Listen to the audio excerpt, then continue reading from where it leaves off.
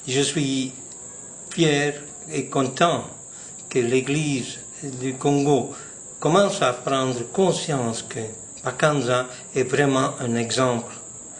Le centenaire de sa mort, c'est une bonne occasion.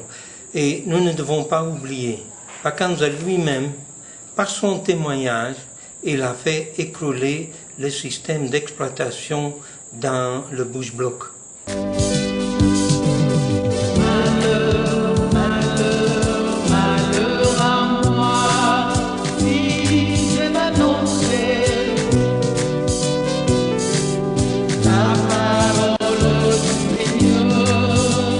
Bakanza isito esile kisauma achia kilangele na uji ambandaka akola kibatisimo noloko asimba. Père Van Dijk, vous avez un lien particulier, on pourrait dire, avec ce bienheureux, n'est-ce pas?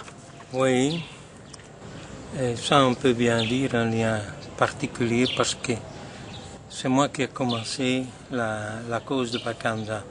Quand je revenais des études en Côte d'Ivoire, c'était l'année 74, il y avait eu une fameuse chanson, Nzambe na mitunaka.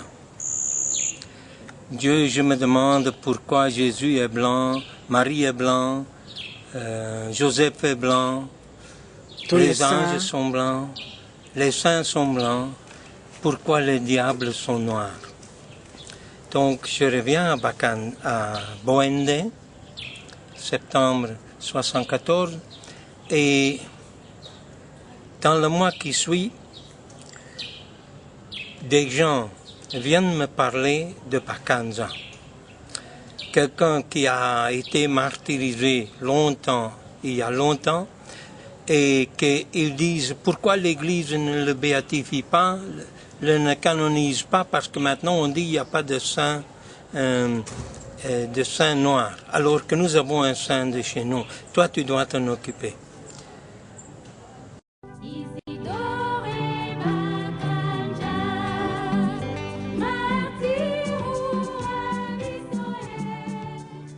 Quelqu'un m'a donné photocopie d'un document d'enquête fait en 1914-1915, très bien fait, dans lequel les gens décrivent les faits qui se sont passés bien en détail. Le document est en flamand, avec des phrases en français, Lingala, Lomongo. La fête de Toussaint de la même année, à l'église, j'ai parlé de Bakanza comme un modèle de sainteté. Et pour dire, voilà, la sainteté, ce n'est pas seulement pour les Blancs. Et pendant l'homélie, les gens commençaient à réagir. Et après la messe, des tas de gens sont venus me voir. Entre autres, une vieille femme, c'était la fille de Mputu dans l'histoire. Et tous me disaient, oui, nos parents ont parlé de ça, et dans le temps, l'Église parlait de ça, mais maintenant, on n'en parle plus. Ok? Comme le document était en flamand, je l'ai donné à un de mes confrères français, qui a traduit ça en bon français. Je me suis présenté chez notre archevêque, Monseigneur Pierre Wijnands, pour lui dire que voilà, je veux publier ce document parce que les gens doivent connaître ça. Nous devons faire quelque chose pour ça. Alors il me dit, non, il ne faut pas faire ça parce que ça sera employé contre les Blancs, etc., etc., etc., tu connais. Alors, je suis sorti de là et un de mes vieux confrères, le père Arthur, qui était secrétaire de l'archevêque, me dit, oui, mais tu sais, parfois, il ne faut pas écouter l'évêque. Parfois, c'est bon de ne pas l'écouter. Et j'ai fait ça. Donc, Vous avez désobéi. J'ai désobéi, oui. Et j'ai mis ça sur stencil. On a fait une centaine de copies, envoyées dans toutes les missions, envoyées à tous les évêques de l'Équateur. Un an après, un prêtre scotiste, le père Pierre Lefebvre, vient à Bikoro pour donner une session, une semaine. Et le soir, il découvre ce document. Il le lit, et sans rien dire à quelqu'un, il prend ce document, il revient à Kinshasa, et immédiatement il va voir le nonce. Le nonce le lit et immédiatement l'envoie à Kinshasa, à Rome. Et la prochaine conférence des évêques, qu'est-ce qui s'est passé? Je ne sais pas, mais moi j'arrivais en Bandaka et l'archevêque m'appelle et me dit « Ah, j'ai vu le nonce apostolique et il m'a dit que nous devons pousser cette cause, donc il faut travailler pour ça. » Tu vois que c'est bon parfois de ne pas écouter votre évêque. Ça n'engage que vous, mon père. Merci. Et donc là, on a commencé à publier. En 77, on a eu ce qu'on appelle le nihil obstat, c'est le permis de commencer officiellement, de faire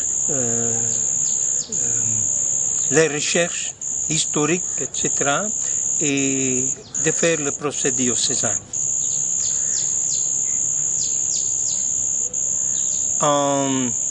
Tout de suite, j'ai commencé à rechercher les lieux des faits, le lieu de torture que nous avons retrouvé en 77 grâce à un vieux, le vieux Mpoanzoku, au village Ikili, qui a encore connu Bakanza comme petit enfant.